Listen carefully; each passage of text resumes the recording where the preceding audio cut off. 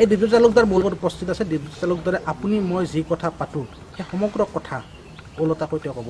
আপোনাক টাইম এইটোলৈ স্বাগতম জনাইছোঁ। দবানিত্য আপোনাৰ নাম কি আচলতে? ৰমমনা পদিতিজো কলুতাৰদা। আপোনাৰ ঘৰ? ৰমৰঘ ৰাগাজা। আপুনি কি কৰে? ইমো ইনে ৰিপ টম্পকলি ল'ব ইয়ে নখদি আকপো চোৱা টবল তৰজে চোৱা ৰোৱা লনৰিবা তহিয়া টংস্কৃহা নষ্ট নোৱা মজন্ত্ৰ টগল জড়িত তৰজে চোৱা ইয়ে চোৱা টগল তৰিজ চোৱা।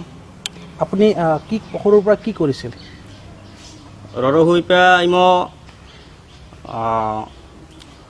ৰিপল চোৱা ৰতাটছপি জিয়া টহুব নদী গেয়া ইমো অদিৰে তালাউ নচলে লচিনুহু ও লেধৰ ৰেগৰ তালু হাবা নিহু ইমো তহব লভা গেলা এ পচু থাকো ইমো তালুকে কৈ লভা গেলা। কেতিয়াৰ পৰা চৰ্চা কৰিছিল এই ওলোটাকৈ কথা কোৱাৰ? ৰজিয়া ইপা তামত ইমো চদৰ ৰচব ল'ব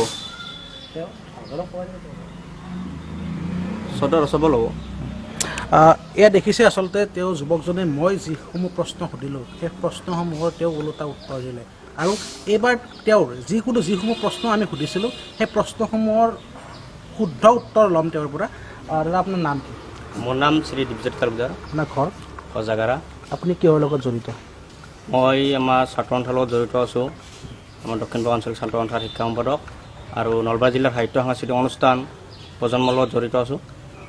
কেতিয়াৰ পৰা শিকিলে এনেকৈ ওলোটাকৈ কথা কোৱা? এইটো প্ৰায় 10 বছৰ হ'ল। 10 বছৰ আগৰ পৰাই এনে চৰ্চা কৰি থাকোঁ আৰু। আপুনি ওলোটাকৈ কোৱাৰ কাৰণে কেনেকৈ চৰ্চা আৰম্ভ কৰিছে? তেতিয়া মই হাইস্কুলত পঢ়ি আছিলোঁ। এনেকৈ স্কুলত যাই পেলাই মোৰ লগৰ ল'ৰা এটাৰ লগত এনেকৈ কথা শ্বেয়াৰ কৰোঁ বা কাৰোবাক অশ্লীলভাৱে গালিও পাৰোঁ বুজি নোপোৱাকৈ। এনেধৰণে মানে চৰ্চা কৰি থাকোঁ আৰু। কাৰোবাক কিবা যদি ক'ব লাগে, আপোনাক যদি ধৰক গালি পাৰিব লাগে, মই ভালদৰে গালি পাৰিব মই নোৱাৰোঁ, মানে কি উল্টাকৈ আপোনাক গালি এটা পাৰি দিলোঁ, ভাল ধেমালিতে আৰু এনেকৈ মানে চৰ্চা কৰি থাকোঁ আৰু। নাই আমি মানে আমাৰ প্ৰজন্মৰ কাৰ্যালয় এটা আছে গোৱালপাৰা চকত।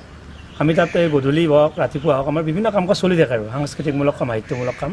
তাত যেতিয়া দীপে আহি আমাৰ মাজত উপস্থিত, আমি যেতিয়া কিবা সুধোঁ দীপে কেতিয়াবা খপকৈ কথাটো ওলোটাকৈ কয়।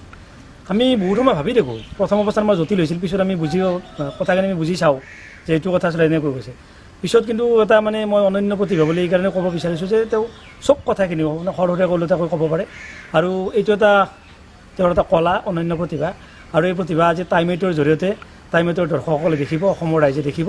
গতিকে দীপক আমি ধন্যবাদ জ্ঞাপন কৰিছোঁ। আমাৰ মাজত থাকি এটা অনন্য প্ৰতিভাৰ মানে যুৱক হৈ আছে। আমি দীপক আমি উজ্জ্বল ভৱিষ্যত কামনা কৰিছোঁ।